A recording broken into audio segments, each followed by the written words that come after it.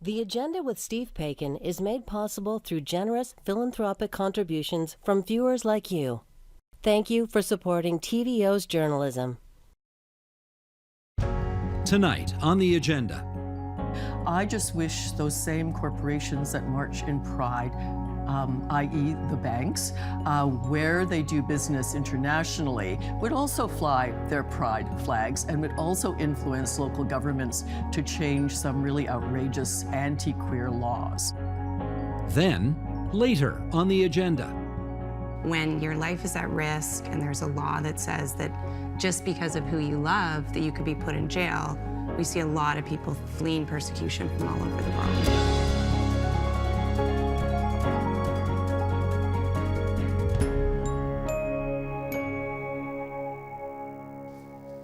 Pride celebrations in our province have transformed since the first Gay Day picnic on Hanlon's Point in August 1971. Toronto's Pride Parade had an estimated 2 million plus spectators last year. As corporate participation increases and celebrations become more mainstream, has Pride strayed from its roots as a place of protest? And are Pride celebrations really a place where everyone can freely express themselves? Let's find out from Lance T. McCready, Associate Professor at OISE, the Ontario Institute for Studies in Education, and Steering Committee Lead at the Black Gay Men's Network of Ontario. Reverend Sherry DeNovo, Minister at Trinity St. Paul's Centre for Faith, Justice and the Arts, and former MPP for Parkdale High Park. Tatiana Ferguson, Co-Founder and Managing Director of the Black Queer Youth Collective. And Erica Lenti, Deputy Editor of Features at Chatelaine and a columnist at TVO.org.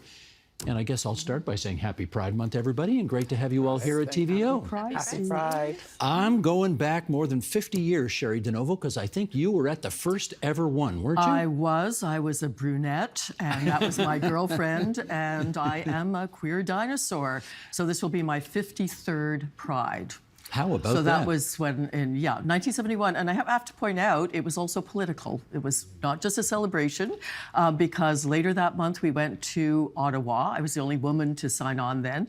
Group of utopian hippies who demanded utopian items like same-sex marriage, not to be fired, that people could rent to us, that we could keep our children. And we didn't think we'd win any of them. And Steve, we won all of them. Saying. Sheldon, you want to bring the picture up? I think we've got a shot from this. Sherry, are you in this shot? I'm that smiler right in the middle there with the fist on my chest. Wow. Yeah, with long dark hair. Yeah. And that's my girlfriend just to the left. That's 51 years ago, that shot? 53 years ago. 53 years ago, that shot. Yeah. How old? Gosh, that's right. I know, 1970. I'm old. No. That's 1971. 1971. My goodness. Okay.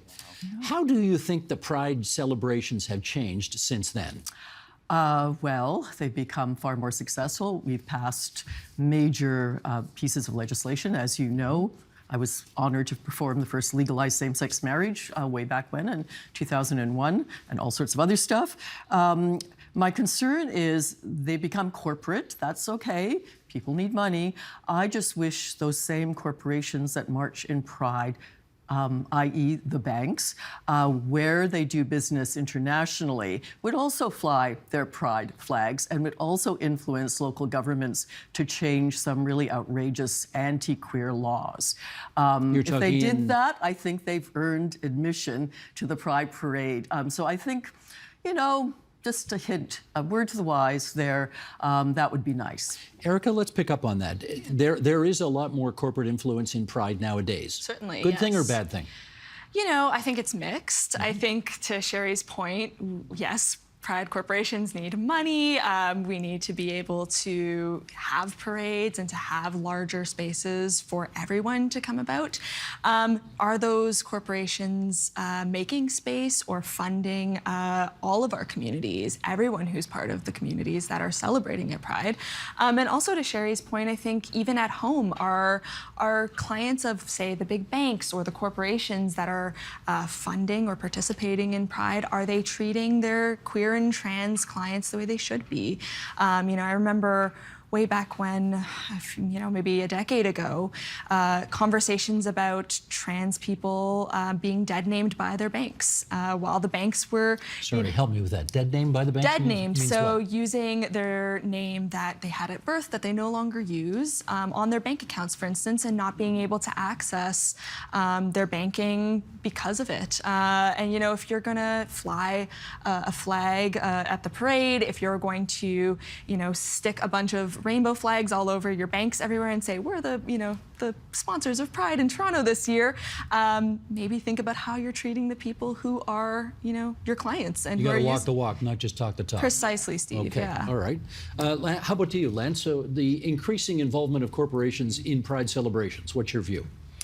Well, clearly that's not what the purpose of Pride was originally, is not to involve corporations. And I think that, I don't even know if really we should always be focusing on that. I mean, I think we're right now in a moment where there's a lot of divided opinions about sort of the purpose of Pride. I went to the Pride Pub at University of Toronto, and the pub started at 4 o'clock, and the first hour or two, there's a lot of kids games. There's like a tic-tac-toe thing out. I mean, like the kids running around with rainbow flags, and I'm like, wow, this is like a Pride celebration. And a part of that is to celebrate, now the rights and the recognition of queer families, and that's good. But on the other hand, the more subversive sort of roots of Pride get lost in that sort of celebration. So you have sort of the TD Bank and sort of the, the bodybuilder guys, like half naked in the little steam shower, and everybody's like oogling them. And then you have sort of Queers Against Israeli Apartheid or Black Lives Matter trying to really intervene in Pride and sort of break up this whole big sort of uncritical celebration. So I feel like, we're just in a very sort of divided / time when there are lots of different ideas of Pride. And I think it even goes beyond. It includes sort of the question of whether or not sort of corporations should be included in Pride, but it's actually beyond that too. Well, Tatiana, do you prefer it when it's more sort of overtly political, or do you prefer it when it's sort of more fun for the whole family, let the banks endorse it, that kind of thing? I kind of prefer both. I think that the involvement of corporations speak to kind of progress. We have queer and trans people in leadership, in executive roles. We have the banks that are kind of showing support to their employees and their staff who are LGBTQ. So I think that it's important for us to celebrate, progress, like how far we've come. The fact that you no longer have to be hidden or ashamed of being queer. And this is kind of how some multinational corporations are showing their support, showing allyship, directly investing in community too. So the Black Queer Youth Collective, we serve Black queer and trans youth, and we have a few corporate sponsors. And not to say that our work is influenced by them, because we'll never allow a funder to dictate how we work, but it's nice to have that support. And equally, I think for employees, if you're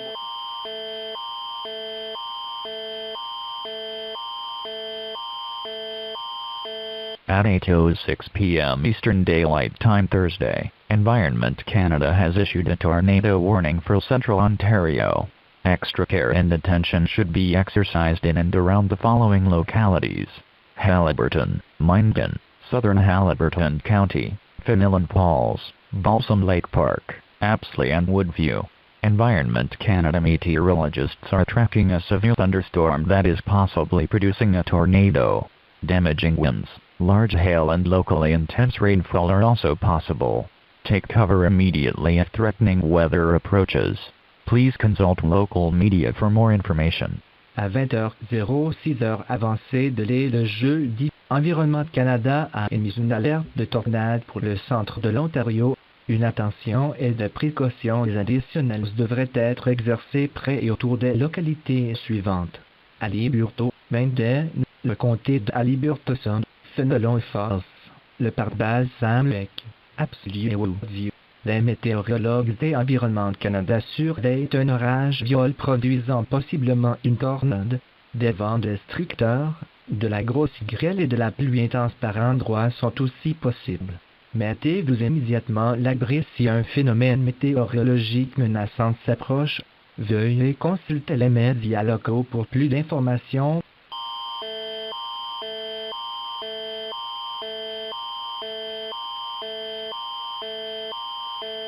That happen every day, and on top of that, when you add intersectional identities, so folks who are part of our communities, who are lesbian, gay, bisexual, trans, queer, however they identify.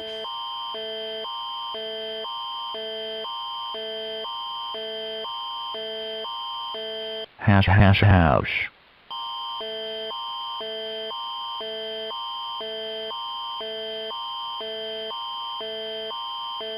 Very different from, say, the cis, queer, lesbian, gay folks like perhaps Sherry and I. And I think, you know, we need to, it's so important, I think, for folks like me, who I'm not trans, I'm a lesbian, and I'm white. I think it's so important for people like me to center ourselves and say we need to fight for those who don't have the rights that I have, because I think you know, I wouldn't necessarily have the rights that I have without the help of other folks in those communities. And a really crucial part of being, you know, part of the LGBTQ2S+ community is remembering that there are people with so many different lived experiences around us and uplifting those people. So yes, Pride is very, very necessary. Pride is still a place of protest as well? Yes, and it should be. Absolutely, I agree with what was just said. And here's the problem. I see it as backlash, and we should expect this. I've also been a feminist since, you know, day one, and welcomed the shift to womanist and to, you know, having, you know, Black and women of color be part of that, and trans women be part of that. And we've been fighting, you know, against feminists who think only white women should be feminists. But, you know, so it's always like 3 steps forward and like a step back. My fear about this step back is that this is aimed at our children. So the first aim in Canada, I mean, south of the border, there are over 300 bills, many of which have become laws against trans, gender diverse, and non-binary folk. Oh, this is outrageous. I mean, you can't say gay in Florida. So we are not immune to that. We're seeing it happen in 3 of our provinces. One that had to bring in the notwithstanding clause to overturn rights we'd won to be able to bring that in, of outing children. The most vulnerable children in our schools are being outed to parents who are not supportive. Because if they were supportive, it had already been out to them. So, I mean, it's our children that are being aimed at, and I think that's really important to emphasize because people think it's not, and it is. And we have the highest rate of suicide among our youth, we always have had, of queer youth, but it's going up now instead of down. And so, you know, the fight is on now, and it's for our most vulnerable children. There's another lens, I guess, another debate as to how family-friendly the Pride event should be. You know, if you're going to really protest a lot of the issues that have been raised here today, you know, you may not want little kids at these kinds of events. Alternatively, there are some parts of Pride that are very family-friendly and, you know, people squirting each other with squirt guns, that kind of thing, which is lots of fun.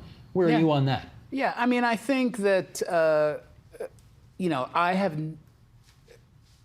on one hand, for when I came out and went to my first Pride parade in New York City, and I was marching with a group called Gay Men of African Descent, which is sort of parallel to the Black Gay Men's Network, Ontario.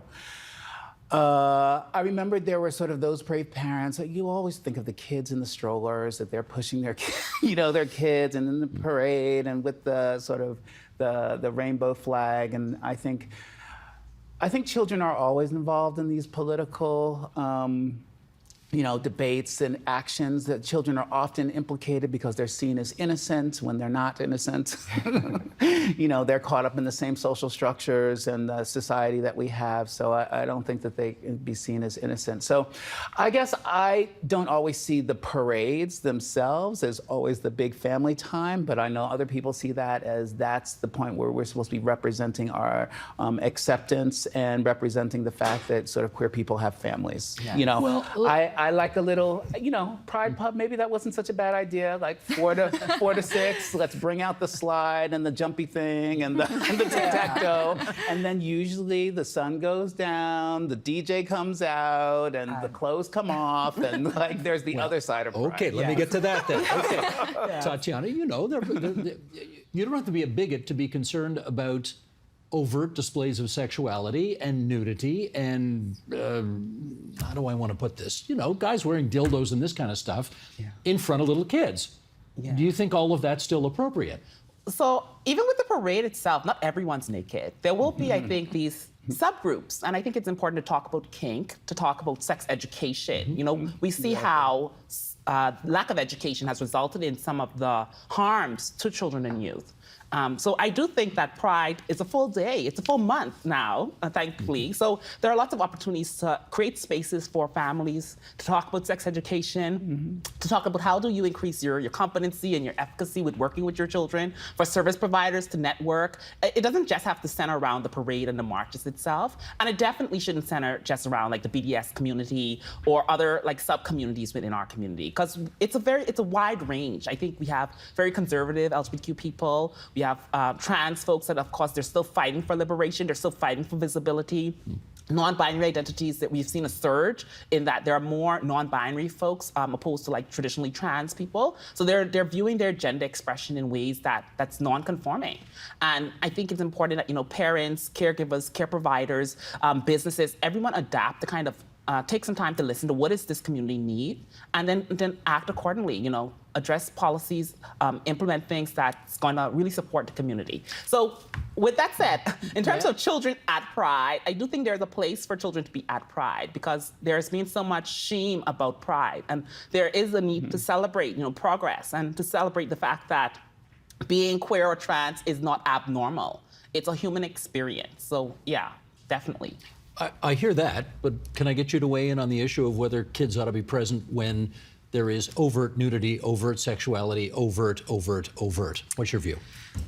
I think that that's used so frequently as a scapegoat for, folks who want to oppress us to say, well, the LGBTQ+ community, they get naked in front of children and they're not safe. It's not a safe place for our children.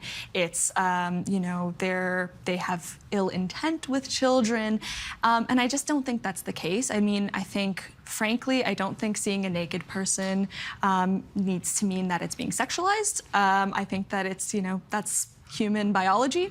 I think there are a lot of spaces at Pride that are specifically for families. There's definitely little, booths and spots during Pride weekend where you can bring your kids and they can do the whole, tic-tac-toe and all the fun stuff.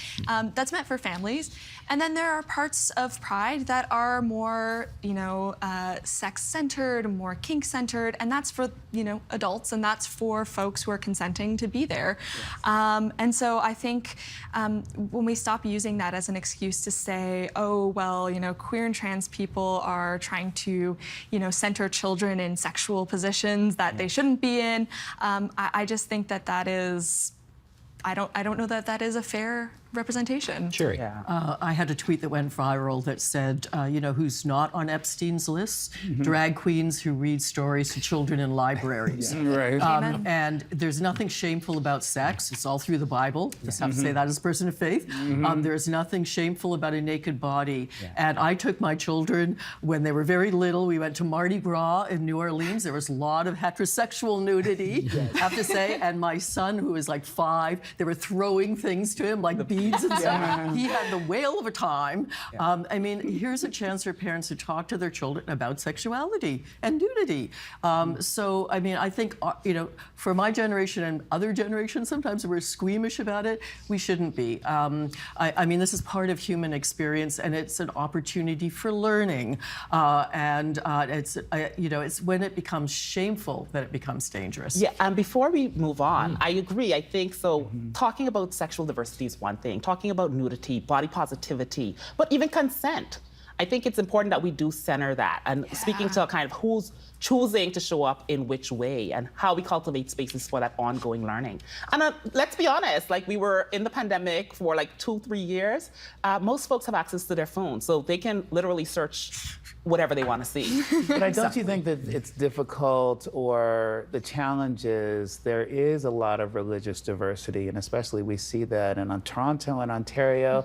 Not all people of, of all different faiths really agree on or have one way in which they talk to their kids about sort of sexuality and sex. And there's lots of different sort of beliefs about sort of what is appropriate or respectful in terms of how much of your body that you show. There's lots of, different beliefs about like how old or what position you are within a family or community to be able to talk about sex or sexuality. So I think those sorts of differences are what make this really complicated. Well, let's get a little intersectional here, shall we? Okay, Sheldon, bring this picture up if you would. I'm on the top of page 3. This is from the 2016 Pride Parade, where a contingent of Black Lives Matter protesters stopped the parade. I don't think any of us is unmindful about what was going on at that time, and this was a very fraught time, and BLM had really just started to capture a great deal of attention. Okay, Lance, start us off here. Are pride parades safe spaces for white people?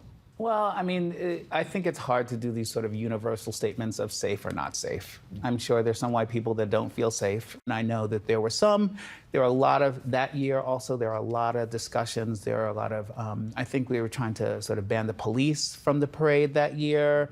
There were sort of white police officers that were saying that they didn't necessarily feel safe. There were sort of other sort of, white folks generally that saying that they didn't necessarily know what was going on, that they didn't feel safe. I think that there were, non-Black, non-white people that were sort of confused and didn't know. But I think what the way Pride is evolved is, we create these pockets even within the mainstream Pride. So there's the Blocko stage. That's often the place where African Caribbean Black queer folks will go or want to stop by to feel like their culture is being represented, and they are sort of safe in that space. But they may not be safe, in front of the 519 or within the whatever that garden's called.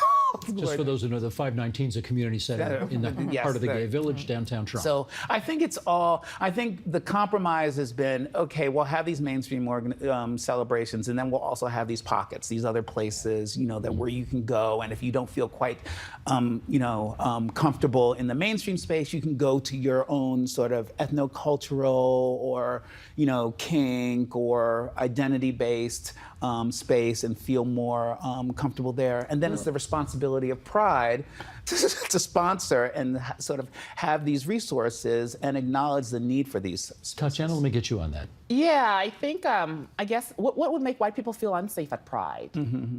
Is it the increased representation? I don't necessarily think that anyone should feel unwelcome at Pride. Pride is a time that we celebrate, the diversity of queerness. We celebrate how integrated our communities are. Definitely, when it comes to protest, that's where it might be a dividing line, because essentially you're going to be picking sides. So we can all share an identity, but very much have different views in terms of personal views, and I don't necessarily, I've been in many spaces, trans spaces, Black spaces, newcomer spaces, given my work across the country, and I would say white people represent always the majority, so they should always feel like they are amongst peers.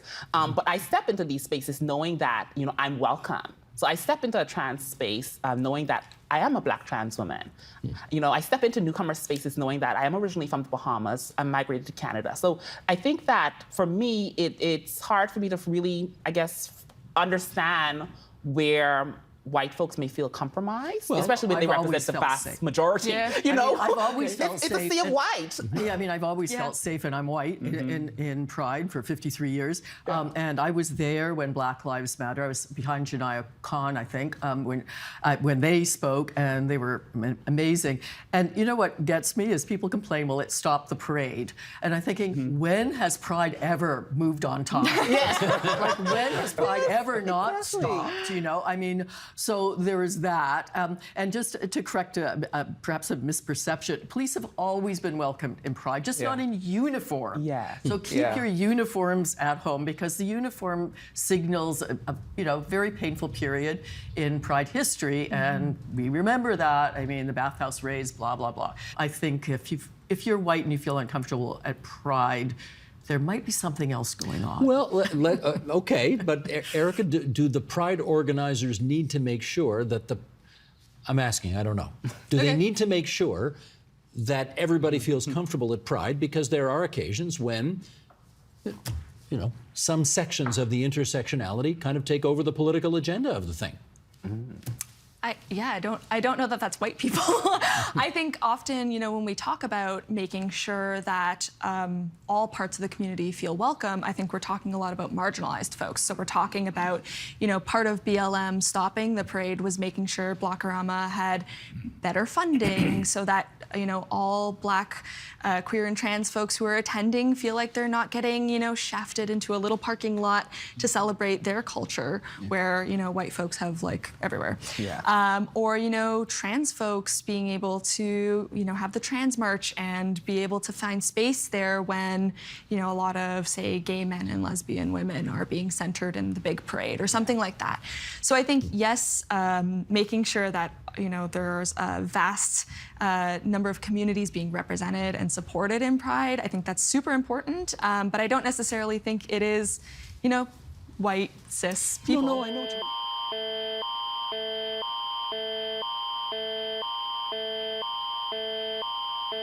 At 8:24 p.m. Eastern Daylight Time Thursday, Environment Canada has issued a tornado warning for central Quebec.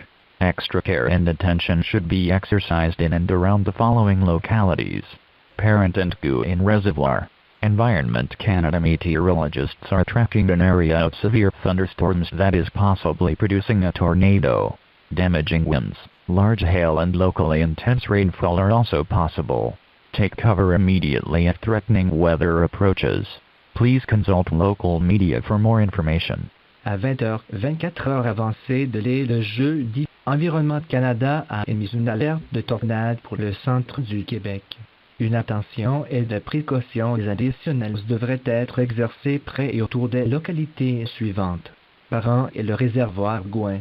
Les météorologues et Environnement Canada assurent d'être une zone d'orage violent produisant possiblement une tornade, des vents destructeurs, de la grosse grêle et de la pluie intense par endroits sont aussi possibles. Mettez-vous immédiatement à l'abri si un phénomène météorologique menaçant s'approche. Veuillez consulter les médias locaux pour plus d'informations.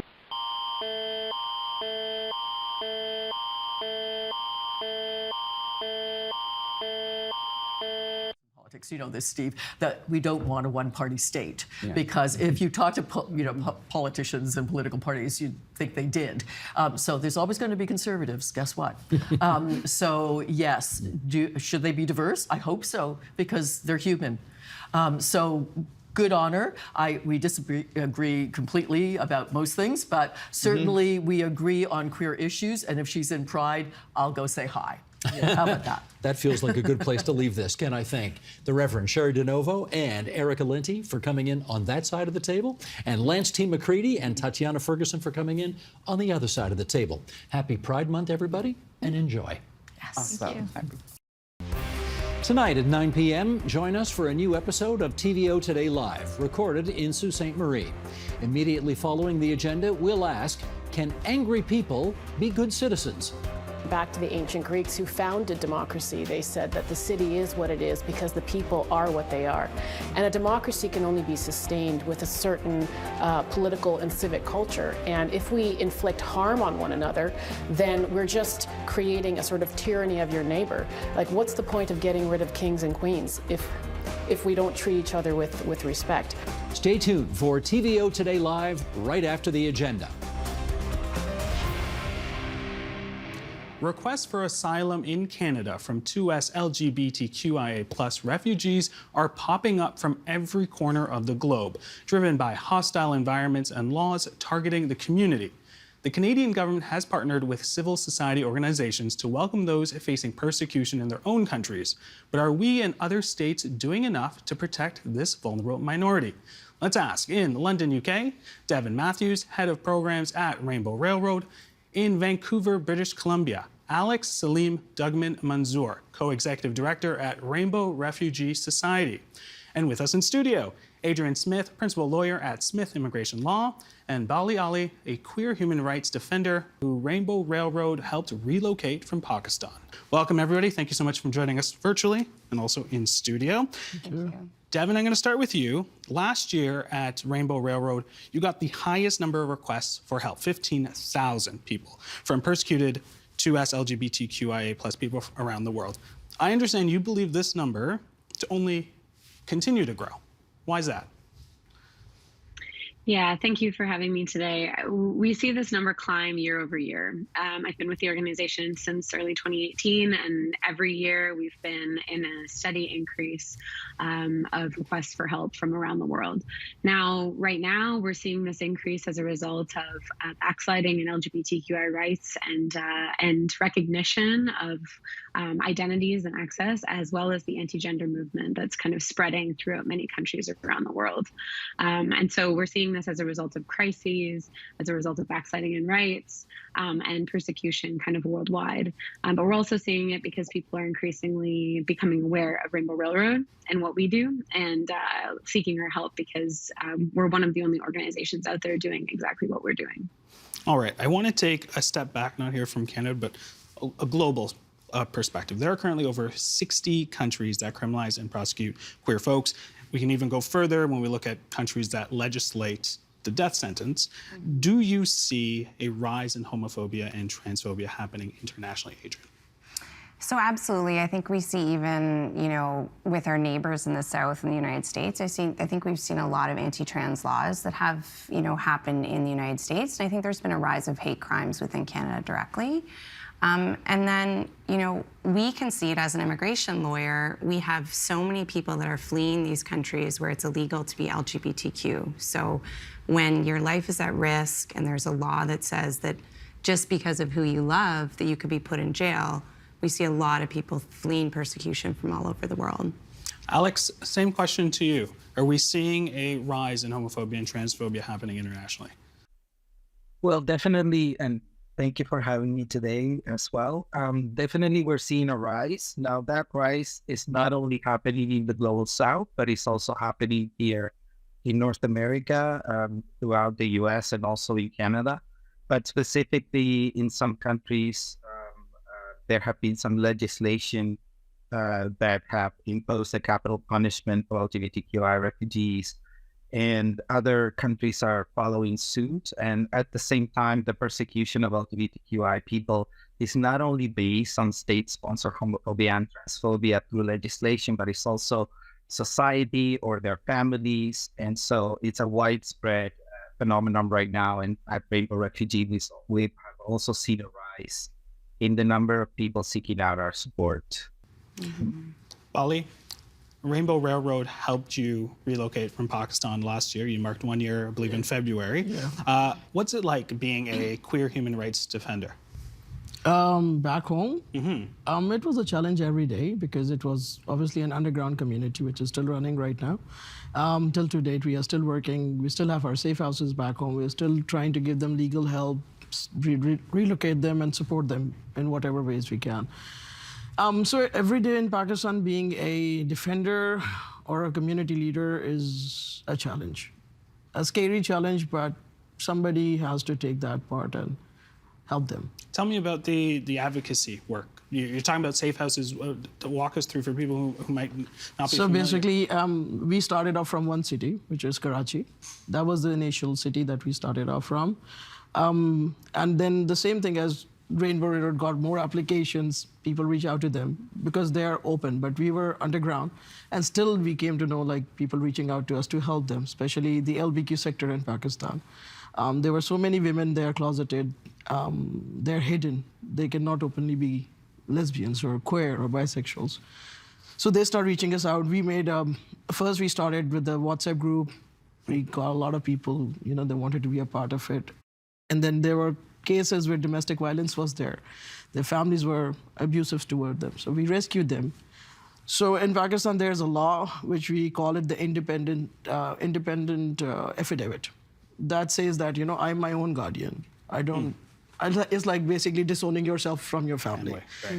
So we have a couple of lawyers on board who were from the queer community, and they stepped in to be a part of Q.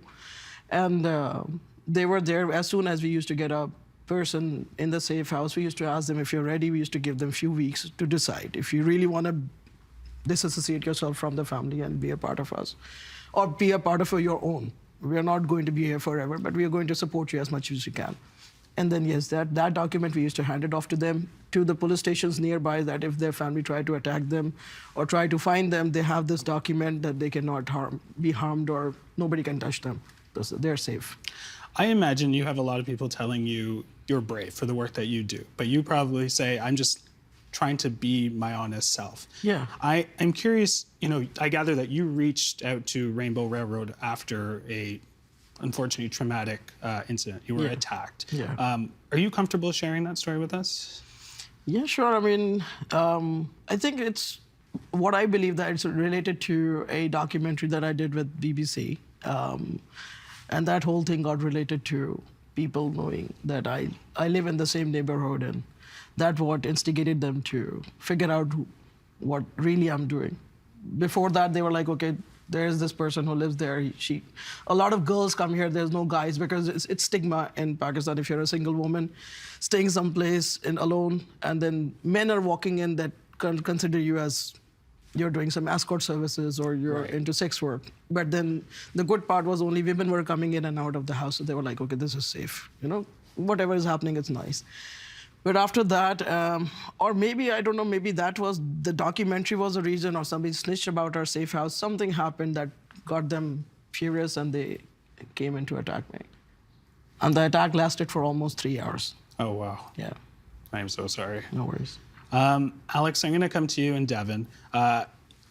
You know, Alex, your organization is a pioneer in helping persecuted members of the community resettle in Canada. And Devin, at Rainbow Railroad, you launched a historic partnership with the government just over a year ago. I'm going to start with Alex. Can you break down for us sort of the two different pathways for resettlement and what exists here in Canada?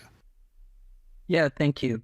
So besides the general pathways of resettlement that are also open to LGBTQI refugees, there's also two tailored pathways, and one of them is the steward by Rainbow Railroad, and I'm sure Devin would be able to talk about that one in more in-depth detail. But Rainbow Refugee Society has a collaboration and a partnership with the Government of Canada to steward the Rainbow Refugee Assistance Partnership. And that is a collaboration that allows Canadians, permanent residents, and citizens to sponsor an LGBTQI refugee who is in a third country, who's in a host country at this moment, to bring them over to Canada and then to provide with settlement supports, financial supports, and emotional supports for 1 year. So this has allowed for over 14 years now, since 2012, Canadians from the LGBTQI community and from the broader community to come together, fundraise resources and monies, and then provide support to people who are coming into the country. So that is through the private sponsorship program. And then the other pathway is through the government sponsorship of refugees, which is the program that is now being stored by Rainbow Railroad. All right, well, Devin, let's get you in on that. Yeah, so I mean, in partnership with Rainbow Refugee and other organizations involved in the Borders to Belonging Coalition, Rainbow Railroad really fought for years and years to kind of make the case to Immigration, Refugees, and Citizenship Canada that LGBTQI refugees are being systemically sidelined within the typical refugee processing apparatus internationally. And what that means is that folks, for a number of reasons, are not being identified and not being cared for throughout the process of refugee identification and resettlement through government-assisted refugee pathways.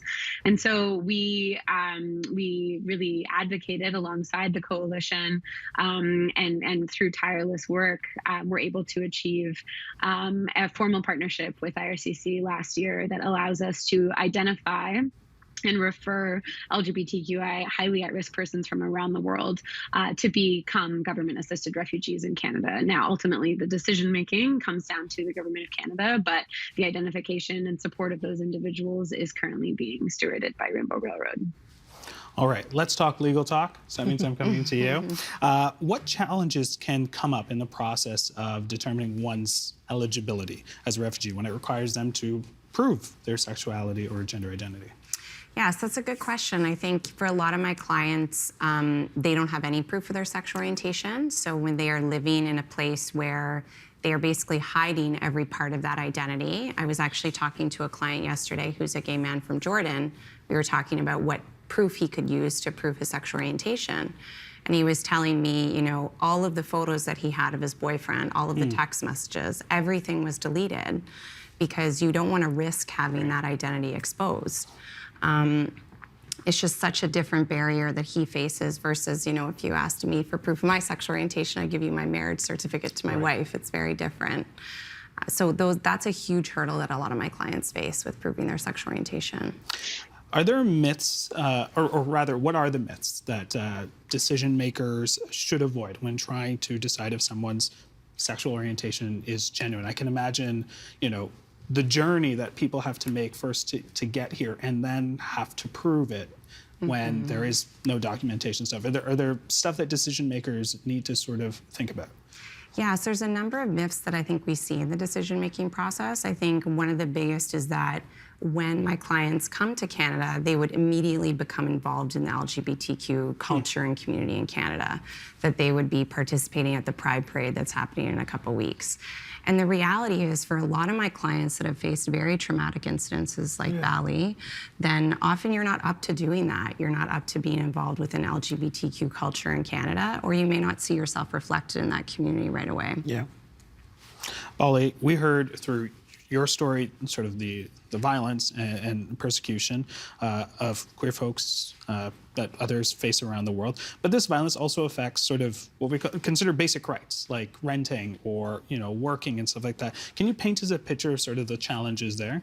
Being a woman in any Islamic country I believe, is a stigma to the whole society. The rules are totally different than a single man going out and finding work or getting a place. It's difficult if you are in Pakistan and they know you're a woman. You need to get a guarantee from your dad. If you're married, your husband. If you have a brother, if your dad is no more, so you have to get it. Somebody, maybe your uncle, has to be one of the guardians to sign a lease. And in my case, I didn't have any. So I end up paying more rent because that guy was doing a favor on me. For giving me that apartment, which was the first apartment I rented out, was in a very shady area. Even I was scared to go down, even to get groceries. It was such a shady area, but because I needed a roof on my head, so where people were paying few thousand, I was paying a lot just to get that apartment. And what is it like now? Is it now being here in Canada? Here in Canada, I believe the rents are pretty high, even for a new person to sustain. So the rules are still a little different because if you tell them that you are on any of the housing program, they don't accept your application. Right. They want you to give your 8 months or 6 months credit history and then your job letter. While you tell them that you don't have a job, you just recently stepped in and you don't have a credit history because you're making a credit history. But this is the requirement they look for, which feels very discriminated in a way that, somebody is paying on your behalf. Accept us in a good place rather than, again, we have to find those places which are not good areas or the surroundings are different than what you're expecting or where you want to be. So yeah, these discriminations are also here. All right. Well, we'll touch on that a little later. But Yeah. Alex, I want to bring you in. You just came back from consultations in Geneva, where you encouraged other nations to tailor pathways for resettlement solutions. I understand it was also a groundbreaking presentation as well. Tell me a little bit about that. How did it go?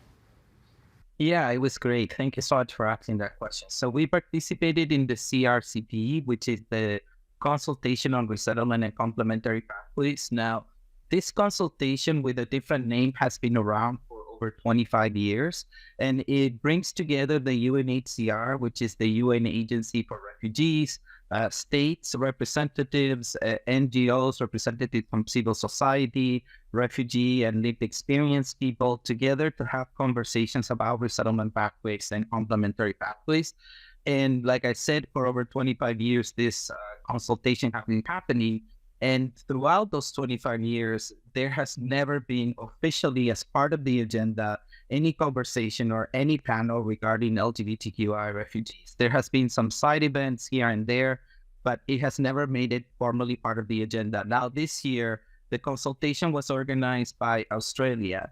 And some of us who have gone to Australia previously have pushed really strongly to have LGBTQI refugee presence formally in the consultation. For the first time, on the third day on a plenary session, there was a plenary on LGBTQI refugees, and we were able to talk about third country solutions or resettlement pathways. And in that plenary, we were, in front of a lot of state representatives and really appealed to them to provide tailored pathways for LGBTQI refugees for third country solutions. And the reason being is that many people who are in host countries, so who, for instance, if someone is from Iran and they have crossed the border to Turkey, they may not have a durable solution in Turkey. They may still face the same persecution that they face in their countries of origin. So we need third country solutions to give them a durable solution and a permanent pathway to safety in other countries. So we hope that it was effective. We received a lot of very good feedback. A lot of people came to us to speak afterwards, saying that they were inspired and that they were thinking of talking also and having partnerships with their governments around tailoring other resettlement solutions for LGBTQI refugees. Very good. Bali, you say, I've watched a video where you say that the Rainbow Railroad is like a paramedic service, and you kind of hinted that there's obviously still a lot of work that needs to be done. Yes, you're here, but there is some more there. But what do you mean by a paramedic service? I mean, I'll be very honest, what I like about Rainbow Railroad, they were clear with their agenda. There were no lollipops or there were no hopes or there were no rainbows. They're like, okay, we're going to pick you up from one space and we're going to get you here. And this is what we're going to do. So yeah, they're like my paramedics because I reach out to them. And I think the day I was sending emails out, I was in a state of just getting out of Pakistan. And they were the only one who responded to me, which was real positive for me because nobody was coming back to me. They were the only one. And when I discussed my whole case with them, immediately there was a caseworker allotted to me. So everything was very organized. They booked my ticket. They even helped me with some finances back home, and then they booked my ticket and they got me here. Somebody picked me from the airport, and then this is how it all started. And they were very clear that this is what our job is. Now from here onwards, we're going to give you to another link to another nonprofit, and from there you're on your own. So they were pretty clear with their agenda. There was no hopes after that. We're going to build your life. We're going to give you life. No, this is what I like about Rainbow Railroads. They were pretty clear what they're doing. Devin, do you mind me asking, is there more that needs to be done from that step moving forward in terms of the organization? But also, I imagine it's great to see, to have Bali here, but obviously there can be more for people once they get here. Yeah, absolutely. I mean, Bali was the kind of recipient of a particular program, which is an emergency evacuation program. So it is just as Bali has described it. It is an ambulance service, if you will. So it really is taking someone from point A and in a really urgent fashion, relocating them and connecting them with organizations on the ground that do more robust settlement work. Now, we also do have a whole suite of other programmatic services that we offer depending on the person's unique situation and their pathway that they're moving through. We reached out to the Ministry of Immigration, Refugees and Citizenship Canada to participate in today's discussion, but they were unable to attend. Instead, they did provide us with a statement that reads in part, IRCC also continues to support 2S LGBTQI+ refugees once they arrive in Canada by providing funding to service provider organizations that offer support specifically for 2S LGBTQI+ refugees. It continues to go on and reads, Canada sets multi-year resettlement commitments to help allocate resettlement spaces under the Government-Assisted Refugees Program. Over the next 3 years, Canada is aiming to welcome 51,615 refugees who are most in need of protection through the Government-Assisted Refugees Program. Now, Adrian, I'm going to come to you. That 51,000 figure also includes, refugees, not just those who are being persecuted because of their sexual orientation or gender identity. Now, you had mentioned, there's a recent report from Statistics Canada that saw a jump in the number of hate crimes motivated by sexual orientation between 2021 and 22. And while there's no death sentence or anything like that here in Canada, it does beg the question, is Canada really this safe haven for members of the community that we believe that it is? I mean, I think from what my clients tell me as an immigration lawyer, when they're comparing it to the situation they have been in, then it really is a safe haven. Obviously, there's a lot more work to be done around what Bally mentioned with settlement and making sure that people really feel welcome. I have had clients that have come from countries where they have experienced persecution only to come to Canada and experience persecution and hate crimes within the shelter system here. So I think that's a huge gap in when we settle LGBTQ+ refugees in Canada. That's true. But, from what my clients tell me, when you're comparing to the situation that they came from, it really is a lifeblood and a lifeline for them when they get here. All right, Bally, with that, what more should be done to make the transition of refugees safe and welcome? We were just having that discussion, actually. Yeah, I mean, where resettlement or somebody who's new to Canada is here, there should be a better plan rather than giving them or taking them out for parks or movies. That is not what a person is looking for. If that same amount of money is used to ask them mandatory to do their volunteer work in this certain nonprofit and pay them a certain amount, that will help them better to build themselves, rather than just telling them we are going for a certain event or we are doing this event or that event. Sometimes you're not in the right state of mind and you don't want to do it because you're coming out from one end with a lot of bad memories, and then you're here, you're starting your life, and you're in a shelter where you're not supposed to be. You're coming back from a better home or something, and then you're here. You don't feel like doing all these things. So, I mean, better ways, like there should be a guide that you step in, this is the government support you're going to get it, how to get it, when to get it, and from there onwards, you do some work, you get something out of it. And these are the housing options you get. So point A, B, C, D should be there rather than putting that finances on something which is not required for a person who just stepped in, because they're not looking for that. So what happens then? Eventually they move towards drugs or substance abuse or alcohol, which keep them numb. They're like, okay, this is now my life is. So they don't have any way to look towards. There's no guiding line.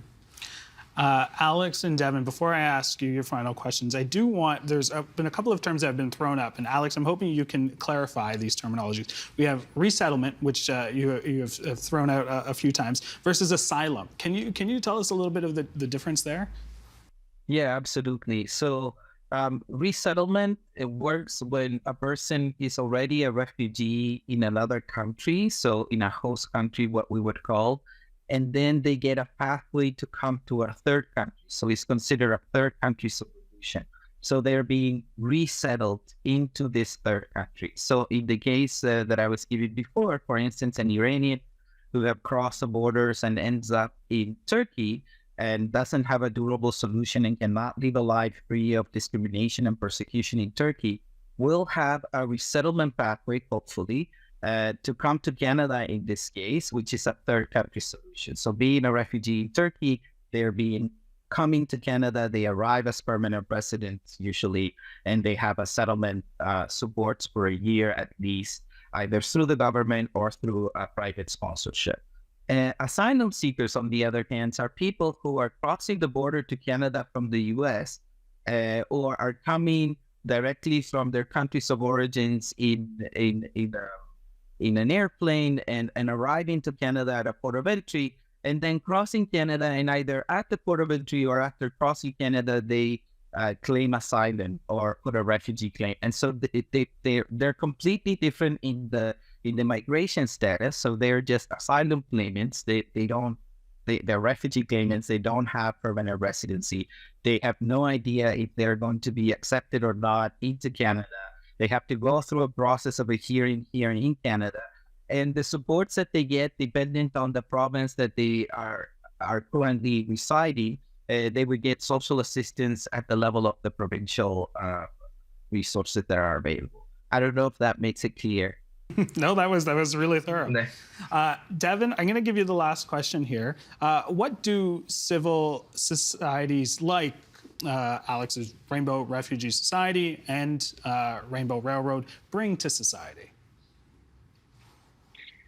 That's a good question. I think I could probably write a dissertation on this if I wanted to. But, I think that right now we're in a really interesting political moment in Canada. We are facing an upcoming election. We're seeing a lot of really terrifying anti-LGBTQI, in particular anti-trans movement within the school system and within other kind of arenas within Canada. And there's a lot of organizations, both domestically and organizations that are Canadian headquartered but focused internationally, that are working to fight for LGBTQI rights and access for Canadian citizens, for Canadian permanent residents, for asylees, and also for everybody internationally who is looking to Canada to be a leader in LGBTQI rights and access. And so, Rainbow Railroad really endeavors to be an organization that fights tirelessly for the project of queer liberation.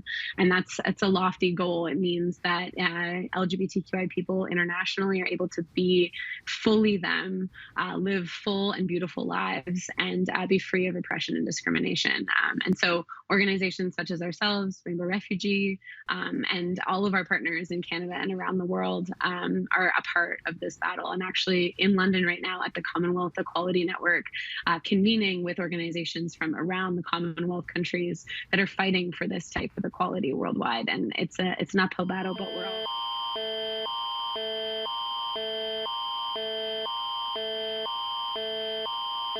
At 8:54 p.m. Eastern Daylight Time Thursday, Environment Canada has issued a tornado warning for central Quebec.